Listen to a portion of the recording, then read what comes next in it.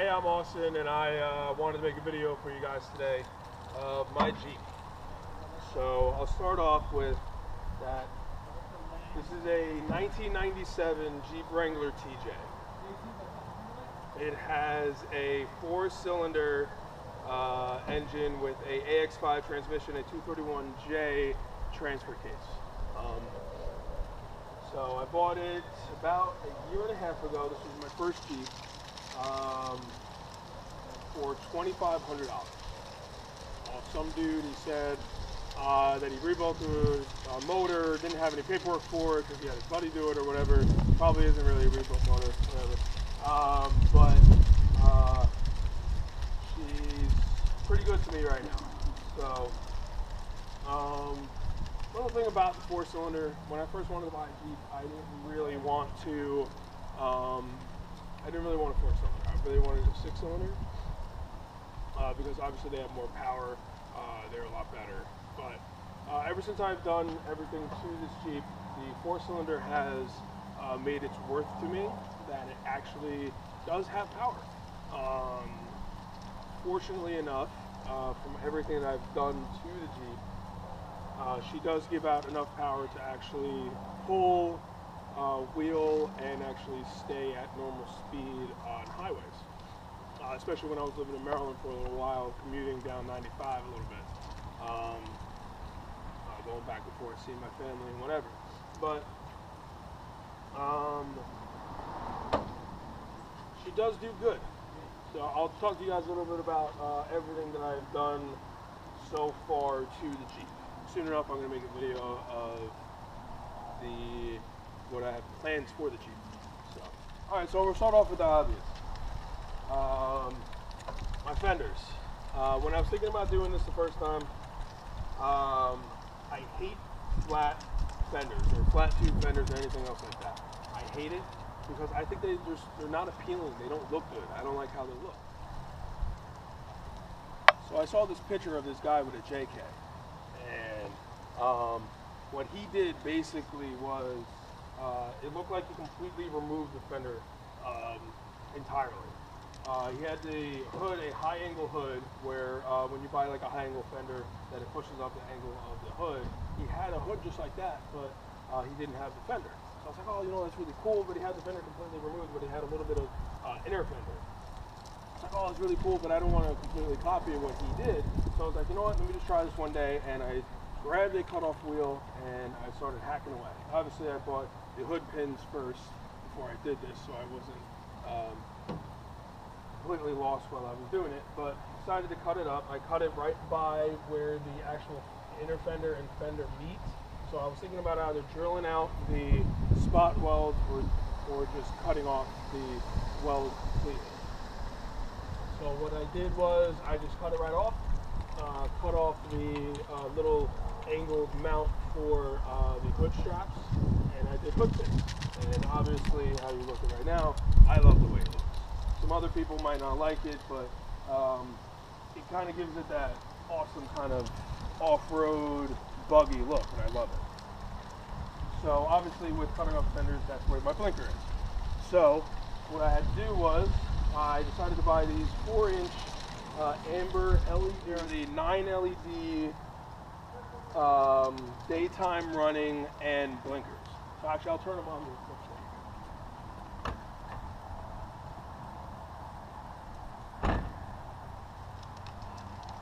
They're nice, I think you guys can see it. They're nice and amber, they're bright, they get the job done. As you can see too, as I just turn on the headlights, I got the Halo HID Projector headlights. I think they were $185 off eBay. They're worth it. The only issue I had with them was they don't fit very well into the bezel, but I got it done and they obviously look real good. I also have the Headlight Guards, so when I'm wheeling, I don't destroy the headlight. I mean, obviously they're plastic, they're not glass, so they're not going to like shatter. But you know, I want to protect them because I spent a lot of money on headlights. So they are HIDs and they're super bright. So this winch, I love this thing. It is a Xeon 12 Warn winch. 12,000 pound capacity. I have the wireless remote for it. This thing has got me out of so many issues and stuck problems. Also pulled out my buddy out of a creek when he flipped his Jeep. I'll show a little picture of it now.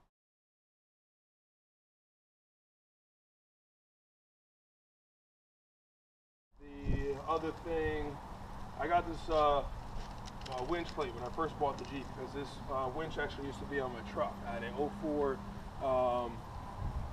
Ford F350 Super Duty diesel. It was a 6.0. I blew that motor. But if you look at my other videos, I have a video of that truck. And this winch used to be on that truck. I used to have a different winch plate for it. It was made by Warren as well. But when I bought this Jeep, I took my winch and I put it on here. Fairly just quite hefty since it's a 12,000 pound capacity.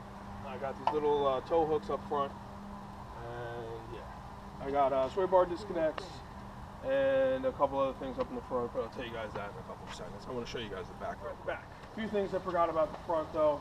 On the hood, as you can see, that giant red high lift jack, farm jack with a 60 inch. I love that thing.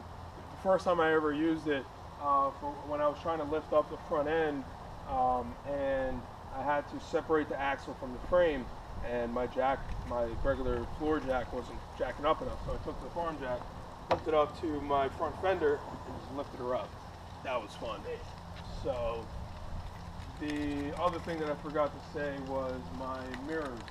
I changed my mirrors out from being on the door, and I moved them to the actual hinge of my front windshield. But this is the back, obviously. So the back is not too much modified like I did to the front. The thing you obviously can see is I have the stock tire carrier with 33 inch tire. I wanted to leave it stock because right now I'm only running 33s, so I don't really need an aftermarket tire carrier. One day maybe I'll get it. I also have a Class 5 hitch receiver. Got it off my buddy. I think it was on my buddy's CJ7. As you can hear, my brother in the background saying random things. I'm like a quarter inch off center with it. He's putting on a decal. He hasn't learned from me like how I did my decal. As you can see, the whole crooked. I can see from here. It's not crooked. Mine's straight. It's just like an eighth of an inch to the right. Why do you have to make everything so perfect? Because he's obviously a little crazy.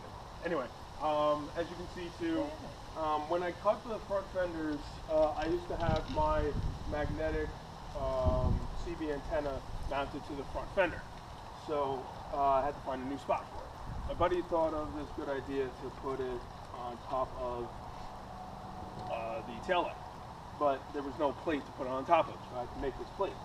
It's made out of just regular sheet metal. As you can see, it bends quite easily. It's just bent into a 90 degrees, so it's able to hold my funny story about this antenna. As you can see, there's a giant hole and a chunk of the plastic missing from the actual CB antenna. I was wheeling one day with this hot chick, and we were down at Reed Road. I have a video of Reed Road, and I'll probably post some more. But she was hanging out, and it was fun. If you've never wheeled with a chick, try it before. It's a lot of fun. Yes, inappropriately enough, Bob. Called her a chick. That's worse. It's not that worse. So we were going down the trail, and all of a sudden I hear this like banging on the side of my Jeep. It was like this, and I'm like, I'll forget it. I was wondering what the hell that was. I was like, I'll forget it. It's probably just a stuck branch or something. The next day after wheeling, the next day after that, I noticed my CB antenna, because this was back when it was up front, it was missing. I was like, oh shit, where'd it go? So I'm like, oh okay, let me run down the trails and check the pile of trails. So I started driving down the trail. All of a sudden I see my antenna sitting directly in the center of the trail, and it's got a giant crack in it, and I'm like, oh, the wires are all sheared off. I'm like, oh man, now I gotta fix this thing. So I'm like, all right, let's go take it home and we're gonna fix it. So I decided to repair the wires. I had to put a sheath over it so it would protect the wires from any other frequencies that are going through the antenna, and it was able to be fixed. And I put it back up front at that point, and then when I cut the fenders, I put it back here. So that was a funny day. As for the rest of the Jeep, I guess I will start talking about what I did with my suspension. As with many Jeeps, you have frame rot.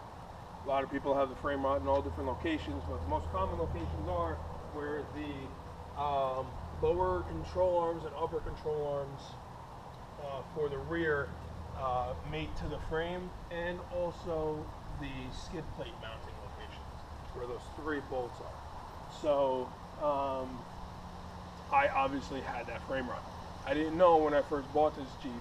It was cheap, it was cool, finally got my first Jeep, but she had frame rot, unfortunately. So I had 2 different decisions to make, whether to fix the Jeep or to sell it. So obviously, as you can see, I decided to fix it. I paid a shop because I didn't have a good welder at the time. I mean, my welder that I showed in my other video is really only good for up to about 1/8 inch thick steel.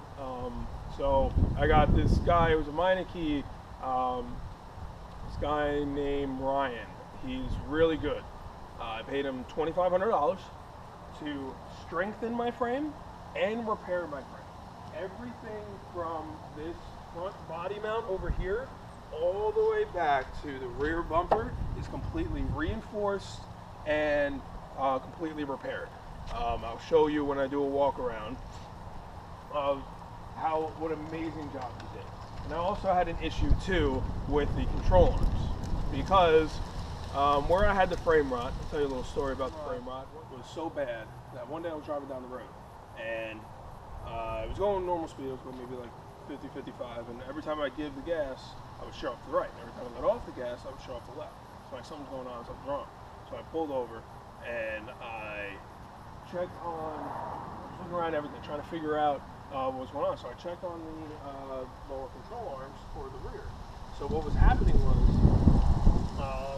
the lower control arm was being held on by the skin of its teeth by one little piece of steel.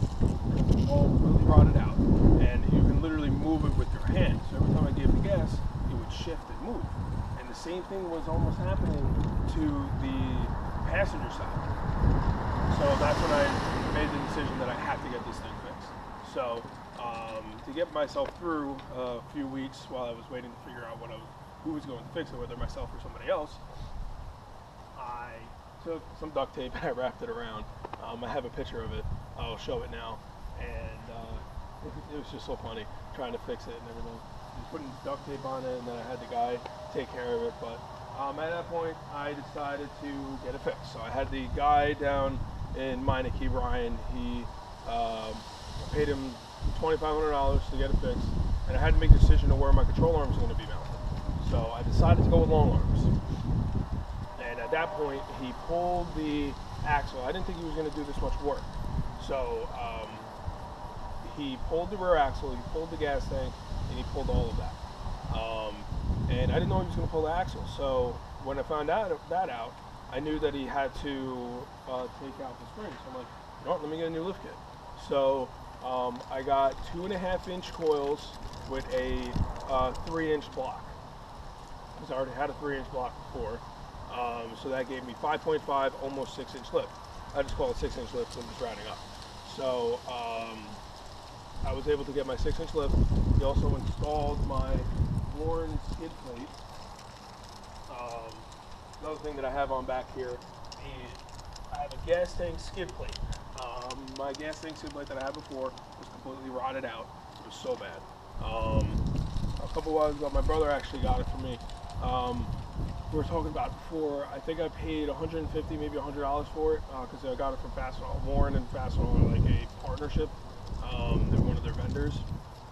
So the skid plate, I had Ryan install it to create skid plate. It's like a 1/4-inch steel plate that goes all the way around it. It's crazy. That thing, I lifted my Jeep by that once, because I was adjusting my rear track bar, and I had to lift up the Jeep a little bit to shift the axle over. So I'm like, I'm just gonna lift it from the skid plate. So I took a piece of wood and I jacked it up, and it was pretty cool to think that it could actually work like that.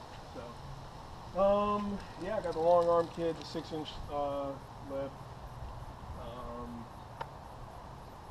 Yeah, as you can see, I also got the soft top. I bought it with a hard top. I don't like the hard top that I had. Sold it to my buddy, and then the money that I got from that, I got this frameless soft top, and I love it. It's a little weathered now since it's been over a year going through the extreme cold and the extreme heat, but I love it. It's great. And I'm also sitting on 33-inch tires. They're made by Mickey Thompson. They're the Deegan 38s. I love these tires. I love Mickey Thompson. If you're thinking about going for a tire brand, think about Mickey Thompson. Don't really go for anything much else, because if you think about it, the mud tires are not supposed to last that long because they're soft rubber. This tire I've had almost a year now, and it still looks like the same exact tread from when I bought it new. It's pretty much brand new still. I love Mickey Thompson tires. The only reason why I got this Pendo one was because I got this cheap.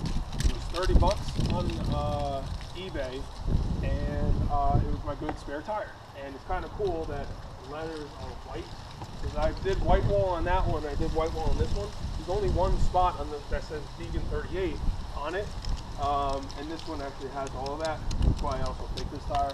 Also a rusted rim, because I got to get new rims, but I'm going to probably get beadlock. I figured I'd show you guys what I did to the motor too. So a lot of things some other 4-cylinder guys might want to know what to do and how to do it.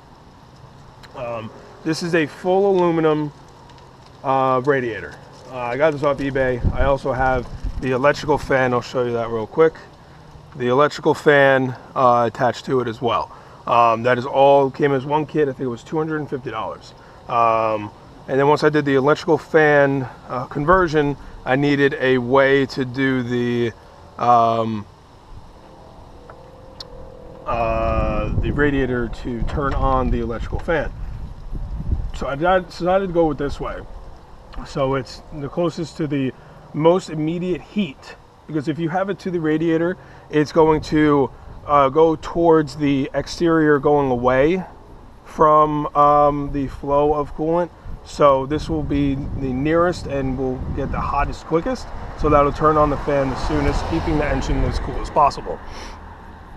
With this, with any 4-cylinder guys, you know that the reservoir for the power steering is actually connected to the fan shroud. So I decided to go with a 4.0 liter power steering pump where the reservoir is connected to the pump. All I did was basically swap out the 2.5 liter for the 4.0 and cut the lines. If you look down in there, you can see the lines are cut and connected in different sections. So with this cut and disconnections, it works perfectly. I have absolutely no leaks within the power steering system, and with the pressured side and non-pressured side return and the other line, there's absolutely no leaks and I have no pressure issues. I still have power steering and it works perfectly fine with everything else. I would definitely suggest doing this. It is the best upgrade I've ever done. Now obviously with the cut fenders, I still get mud coming up into my engine bay. So what I did was I took an aluminum piece of sheet metal, it's full aluminum, and I cut it into a special piece. And what I did was I connected, this is gonna fall off soon, I connected weather stripping onto it so none of the mud can get inside onto my air intake. Obviously, as you can also see, I have an aftermarket air intake. I do not plan on doing snorkels. I do not believe in snorkel. If I do, I might want to have like a little pipe that comes up here when I get my diesel. But this is mainly the engine bay. Oh, I also did a 64 millimeter, I think that's the size of it, larger throttle body. I would definitely suggest doing that with the 2.5 liter. 2.5 doesn't have a lot of power, and that helps the power a lot. So especially when I did the mechanical fan delete. If you guys watched my how to clean an engine air filter video, I had a different setup on here. So what I had was just basically a valve on the upper hose. I found out that that's actually bad. Not entirely bad, because it's really not horrible. It's just better off to do it this way. So what I did was, I got this off of Amazon. I think it was like 40 bucks. It's a universal valve for the heater core.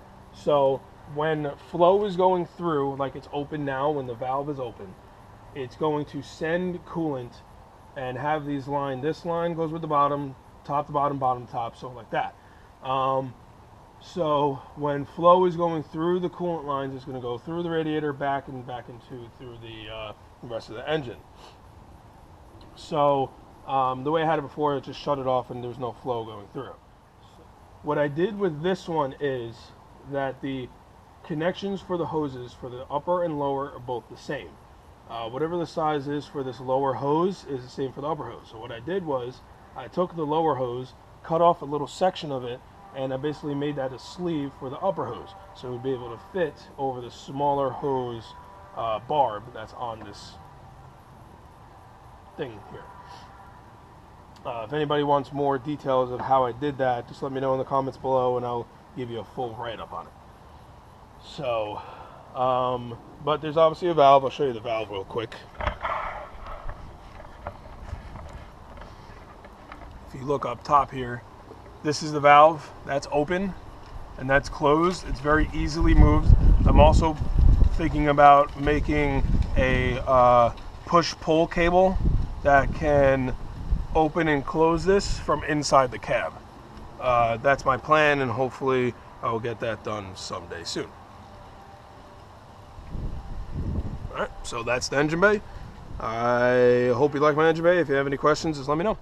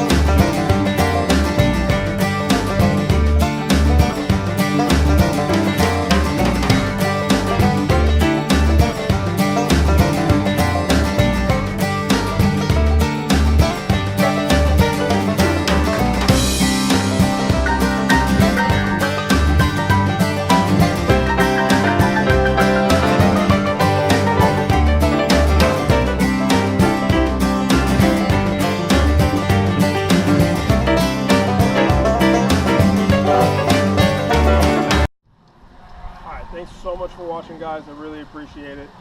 Please subscribe and leave comments down below. If you have any suggestions for any further future videos, just let me know, comments down below.